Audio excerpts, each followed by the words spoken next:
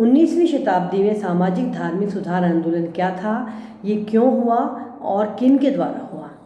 देखिए, एक तरह से इसको हम पुनर्जागरण भी कहते हैं और सामाजिक धार्मिक सुधार आंदोलन भी कहते हैं। तो आपके प्रश्न ये भी आ सकता है कि 19वीं शताब्दी के पुनर्जागरण के विषय में बताइए या सामाजिक और धार्मिक सुधार आंदोलन के विषय में बताइए। अच्छा, अब देखिए कि पुनर्जागरण, पहले हम पुनर्जागरण को लेते हैं। पुनर्जागरण का अर्थ क्या होता है? एक तरह से पुनर्जागरण का सीधा सा अर्थ है फिर से जागना या फिर से उदय होना, ये होता है पुनर्जागरण का अर्थ। अच्छा, अब हम इसको दूसरे शब्दों में लेते हैं कि सामाजिक और धार्मिक सुधार आंदोलन क्या है। तो सामाजिक, एक तरह से 19वीं शताब्दी के भारत की एक महान विशेषता पुनर्जागरण आंदोलन ही है। इसे ही सामाजिक और धार्मिक सुधार आंदोलन भी कहते हैं। हुआ क्या था कि इतिहास में उस समय एक जाति प्रथा, बाल विवाह, पर्दा प्रथा, मूर्ति पूजा, विधवा विवाह नहीं, छुआछूत, बहुदेवतावाद, विधवा विवाह निषेध, विधवा विवाह नहीं हो रहा था, विधवा विवाह निषेध एक कुरीति है, विधवा विवाह कुरीति नहीं है, विधवा विवाह निषेध आदि ऐसी बुराइयां विद्यमान हो गई थी कि अब इस समय धर्म में कर्मकांड, आडंबर इतने ज़्यादा आ गए थे कि उस समय में बहुत आवश्यक हो गया था कि इन चीज़ों को दूर करना। अब क्या हुआ, कुछ ऐसे महापुरुष पैदा हुए जिन्होंने क्या किया, कुछ सुधारवादी आंदोलन चलाए और उन्हीं को हमने पुनर्जागरण की संज्ञा दी और उन्हीं को सामाजिक धार्मिक सुधार आंदोलन कहा। जिसके कारण क्या हुआ, इसके कारण ही आधुनिक भारत का निर्माण हुआ और यही सामाजिक और धार्मिक सुधार आंदोलन कहलाए।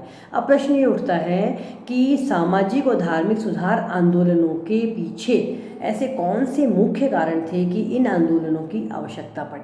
अच्छा, इसमें हम देखते हैं कि सबसे पहले सामाजिक धार्मिक सुधार आंदोलनों में ईसाई धर्म का प्रचार, ईसाई धर्म के प्रचारकों ने एक तरह से सोते हुए हिंदुओं को जगाया। जब भारत में अंग्रेजों को शासन स्थापित हो गया तब ईसाई धर्म का प्रचार बहुत जोर शोर से होने लगा। तब उस समय में हिंदुओं ने सोचा कि हिंदू जो थे वो ईसाई धर्म के प्रति आकर्षित होने लगे क्योंकि वो उनको नौकरियों का आरक्षण देने लगे। तो उन्होंने सोचा इससे तो हमारा हिंदू धर्म जो है वो समाप्त हो जाएगा। तो उन्होंने चेतना आई, उन्होंने क्या किया कि एकदम से उनकी आंखें खुली, हिंदू धर्म के विद्वानों की आंखें खुली और उनमें क्या हुआ कि अपने धर्म में सुधार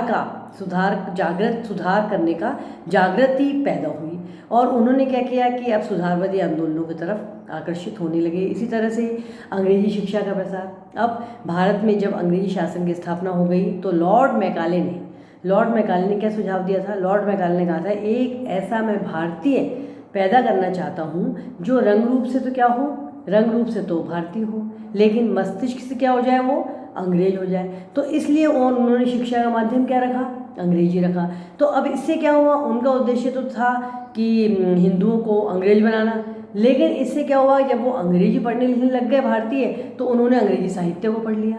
अंग्रेजी साहित्य को पढ़ने के बाद में उनमें क्या चेतना आ गई, उनमें जागृति की भावना आ गई, उन पर प्रभाव पड़ा कि भारतीयों का दृष्टिकोण जो है वो बदल गया और उनको लगा कि हमें भी सुधार करना चाहिए और हमें इन बातों में, हमें पुराने दकियानूसी बातों के अंदर पढ़ के नहीं रहना चाहिए।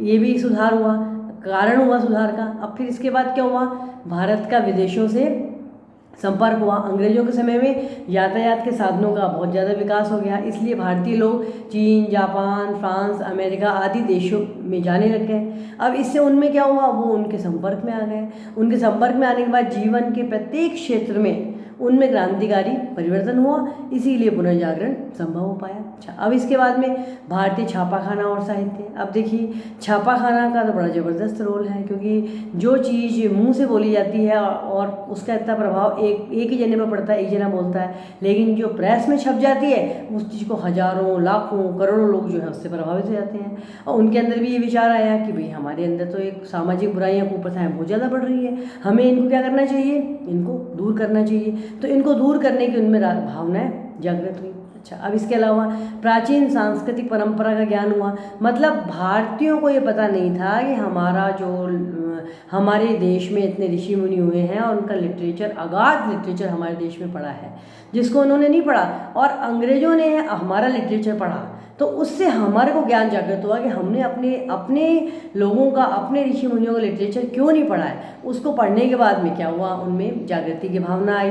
अब राजा राम मोहन राय, स्वामी दयानंद सरस्वती, स्वामी विवेकानंद, इन सब ने क्या किया, मिलकर के जो अपने विचार प्रस्तुत किए, उन विचारों का आम जनता के ऊपर प्रभाव पड़ा। और अब खास बात तो ये पश्चिम संस्कृति का प्रसार हो गया। जब अंग्रेज़ लोग हमारे यहाँ आ गए तो उनकी संस्कृति भी हम लोगों के पास में आ गई।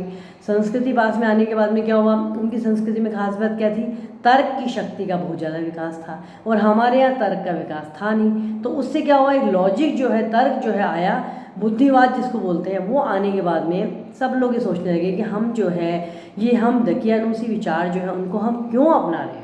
दकियानूसी विचारों को दूर करने का उन्होंने प्रयास किया। इन विभिन्न कारणों से आप देखिए, सामाजिक क्षेत्र में, राजनीतिक क्षेत्र में, धार्मिक क्षेत्र में, साहित्यिक क्षेत्र में, सांस्कृतिक क्षेत्र में, सभी क्षेत्रों में क्या हुए, आंदोलन हुए। और इन आंदोलनों को ही क्या बोलते हैं, 19वीं शताब्दी के समाज सुधार आंदोलन। ये तो हुए कि 19वीं शताब्दी में समाज सुधार आंदोलन के क्या कारण थे, है ना।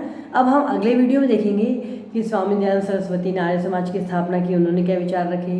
राजा राम मोहन राय ने ब्रह्म समाज की स्थापना की, उन्होंने क्या विचार रखे। इसी प्रकार स्वामी विवेकानंद जी क्या विचार थे, थियोसॉफिकल सोसाइटी क्या विचार थे। इन विचारों को हम अगले वीडियो में डिस्कस करेंगे। धन्यवाद।